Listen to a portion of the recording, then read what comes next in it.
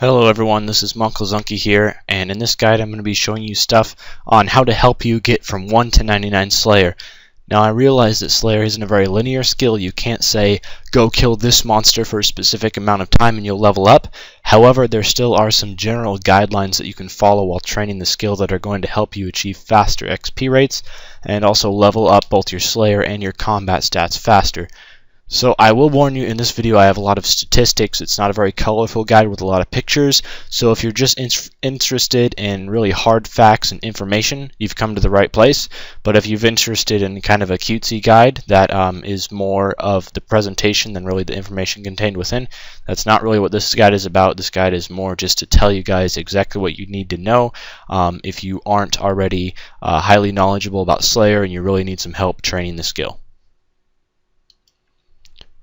So to start out, there are some reasons to train Slayer. First of all, it's my favorite skill in the game, so I'm always going to be a strong advocate of training Slayer. I really believe it's a great way to train your combat stats, and it also has a lot less grind involved because you're constantly switching areas and different monsters that you're killing. You can also earn quite a bit of money through Slayer drops. Even though in the evolution of combat you make a bit less money from Slayer, you can still make about 250 mil-ish profit from 1 to 99 Slayer if you bank all of the drops that are worth money and don't spend lots of money on extra expenses that aren't really needed, such as a cannon. You can also get a lot of charms through Slayer, and you can get to a fairly high summoning level just through training your Slayer, which is also very nice if you don't have a 99 summoning yet. And it's also just nice because you get to visit a lot of different environments and you get to train different combat skills. It's not just melee, you also train your range and your magic on some tasks as well. So for the Slayer Masters to use when you're just starting out and you haven't done combat before, or if you're below level 60 combat, I would recommend to use Turiel in Taverley. He's really close to the lodestone. He's just right by a little bridge in Taverley. He's quite easy to find, and he'll assign you very low level monster tasks that you can kill even if you're just starting out in the game and you haven't trained your combat stats much. And then at level 60 combat, you can move over to Edgeville Dungeon and use the Vanica Slayer Master, who's going to assign some higher level tasks, and you'll get more XP and more money through these as well. So as soon as you're level 60 combat, you want to move over to him. And then at 130 combat, after you complete the quest Smoking Kills, then you can use the Simona Slayer Master, who you meet during the quest. And to do the quest, you need 130 combat and 35 Slayer, and that's also the requirements to use her as a Slayer Master. And then once you reach 160 combat and 75 Slayer, you can use the Slayer Master Curiel for the best Slayer tasks in the game, and she is located in the Ancient Cavern. And she assigns the tasks that are the best XP and the best money that you're going to get. There are some bad tasks mixed in there as well, but later on in the video I'm going to tell you guys which are the best tasks and which tasks you want to avoid at all costs. So some quests that are really helpful. There's tons of quests that help with Slayer. I just picked out the ones that I most highly recommend. So first of all, Fairy Tale Part 2 for those fairy rings. Very helpful for getting around. The World Wakes for the Automatons task, which is one of the better XP tasks in the game, and it can also be very good money. The Saving Ceramic Vase part of the recipe for Disaster Quest, and this unlocks the best area to kill black dragons in the game. The Legacy of Sergei's quest to kill mutated Bloodvelds, because if you don't do this, you should always skip Bloodvelds. You should never do that task no matter what Slayer level you are. The Horror from the Deep quest unlocks the ability to get Dagonoths as a task, which is very useful for killing Dagonoth Kings for Slayer, which I'm going to talk about a bit later in the guide. And also the Tale of the Muzzpaw quest, which unlocks the ability to gain Ice Strikeworms for a task, and you also need a Fire Cape to kill these, but Jad isn't too difficult when you're pretty high combat stats, and you're going to be pretty high combat stats if you have 93 Slayer to kill these creatures anyway. So going over some basic melee gear that would be very useful for Slayer. If you're 60 attack or below, use dual wield dragon weapons or just the highest tier dual wield weapons you can use. For example, if you're level 50, use Rune. If you're level 40, use Adamant, and so on and so forth. At level 70, you want to be using an Abyssal Whip and an Offhand Dragon Longsword. At level 75, you want to use a Godsword, probably a Bandos Godsword or an Armadil Godsword. The Armadil Godsword is a bit more expensive, but it's a bit better. At level 80, Chaotic Claws, they're the best chaotic weapon for Slayer, and I would recommend them. And at level 90 you can use your dual Dragors, which are probably the most useful items for Slayer. However, they are fairly expensive, and I know not everyone can afford them, so if you can't afford them, just stick with the Chaotic Claws. You'll be getting slightly slower XP rates, but that's okay. And then for the armor, I would recommend Bandos or Verox. Even if you have Torva, I wouldn't recommend to use it because it does degrade and it is fairly expensive to recharge. So you're going to be spending a lot more money than you need to on Slayer, and you don't need the extra defense that Torva gives.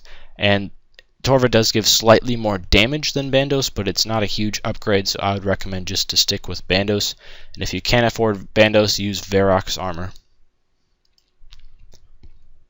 For the magic setup, if you have 60 mage or below, use Griffolic Wand and Griffolic Orb, or just the best Wand and Orb combo that you can wield. Once you're 75 mage, use a Staff of Light. Once you're 80 mage, use a Chaotic Staff or a Virtus Wand and Book if you hate Dungeoneering. I would recommend the Chaotic Staff though. For Slayer tasks, the damage output between the two is really hardly any different at all. You're going to be getting the same XP rates whether you use Chaotic or Virtus Wand and Book.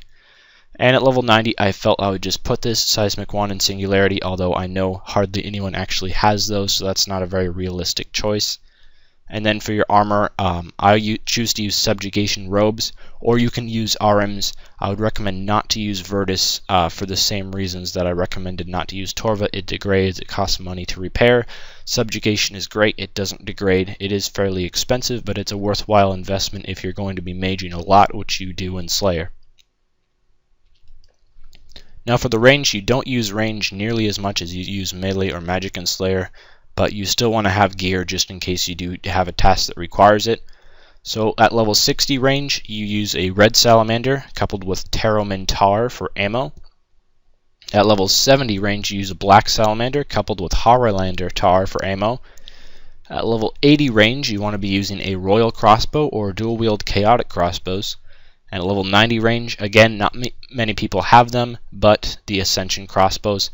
And for your armor, use either Armadil or Royal D'hide. Do not mess with Carol's. The Royal D'hide has the exact same defense as Armadil does. Armadil only has a slightly higher damage bonus. I'd recommend just to use Royal D'hide because, again, if you have Dragors, you will rarely ever use range for Slayer, and it's not really worth spending money on Armadil when I personally only use the range style for one Slayer task that I do. So here are some highly recommended items that you should get if you're planning on being serious about Slayer. The Bone Crusher and Demon Horn Necklace combo. This requires 90 prayer for the Demon Horn Necklace. You can get these through Dungeoneering. And the Bone Crusher will bury all the bones of the monsters you kill, and the Demon Horn Necklace will give you prayer in return for the bones that are buried, so that's very helpful. The Bunyip and Yak pouches, again, if you don't have 96 summoning, I would use a Bunyip for pretty much every task.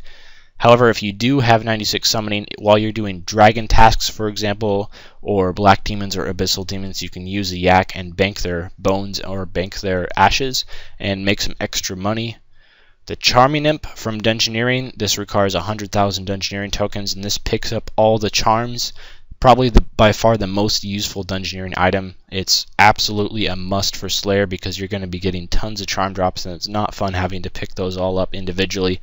Trust me, I got 99 summoning before the Charming Imp came out, and it wasn't fun. The Takul Zo, which can be got from the Elder Killing quest, this is a great ring to bank. It teleports you very close to both a bank and a fairy ring, which is super useful for Slayer.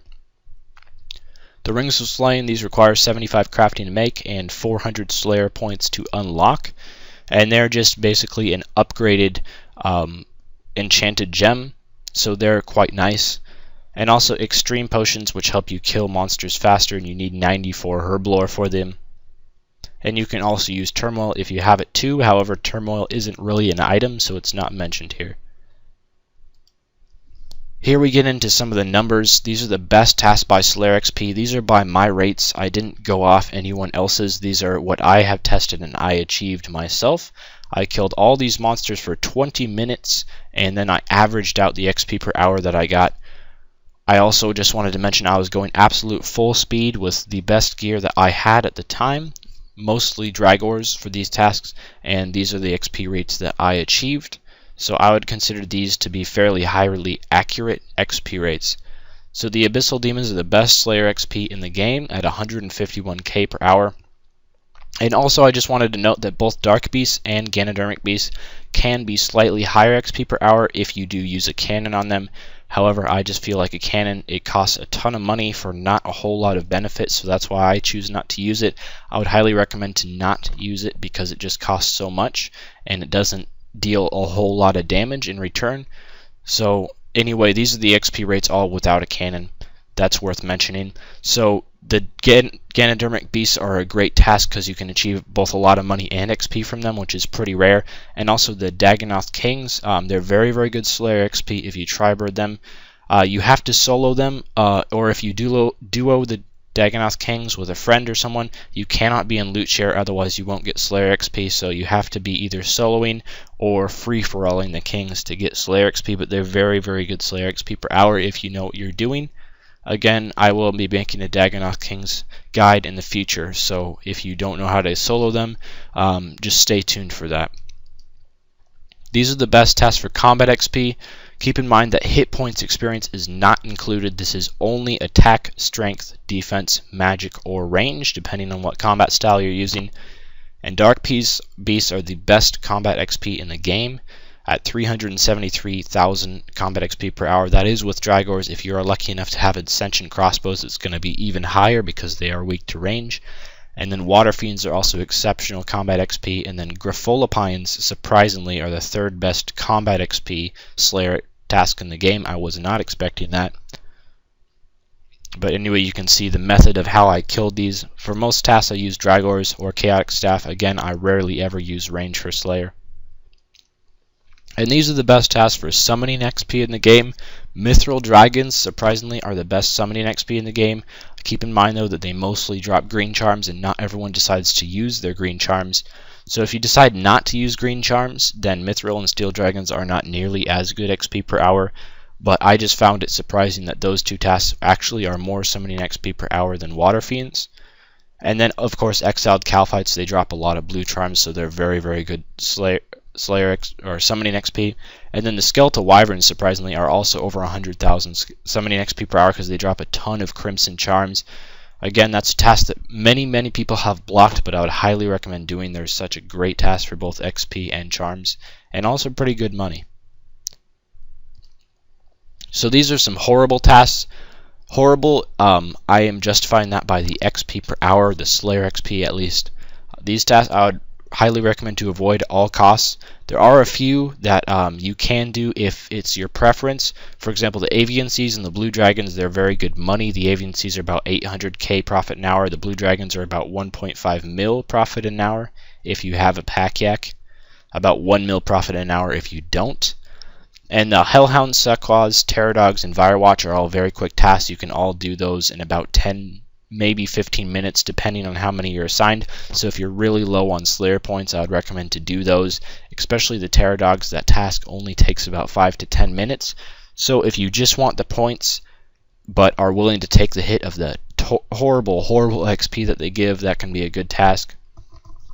Also, any task that's not listed on here, I would recommend to do, but as always, if you really truly don't enjoy a task, for example, I hate Spiritual Mages, it's my least favorite task in the game, I choose not to do them. Do not do any tasks that you absolutely hate, otherwise you will get burned out of Slayer. So Spiritual Mages are still good Slayer XP, but I choose not to do them because I can't stand that task. So if you have any task that you can't stand, do not do it, just stay away. Don't let yourself get burned out and quit slaying because you begin to dislike the skill.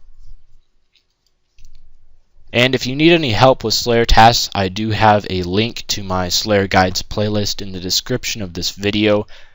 Not all of the Slayer Guides are done yet. There's still about 2/3 of the guides that Kuradil assigns that are not done. I only make guides for Kuradil because you're going to be spending the vast majority of your time slaying using that Slayer Master, and I don't think it's worth really focusing too much because it doesn't take very long to get to 75 Slayer, and everything after that is all Kuradil all the time. But if the guide isn't in the playlist yet, it will be coming in the future. However, if you need any help with what to bring, or if you need any help with how to get there, just join my friends chat in game. I'm not always online, but if I'm not, I'm sure there's going to be people in there that can help you. And if I am online, just ask me and I can tell you. because I've done all the Slayer tasks many times. But anyway, thanks for watching this video, guys. I really hope you found it informative. I spent a lot of time researching and stuff for this guide, and I hope that I did a good job. But anyway, if you have any questions, just ask me in game and I'll reply, as long as I'm online at least, and farewell.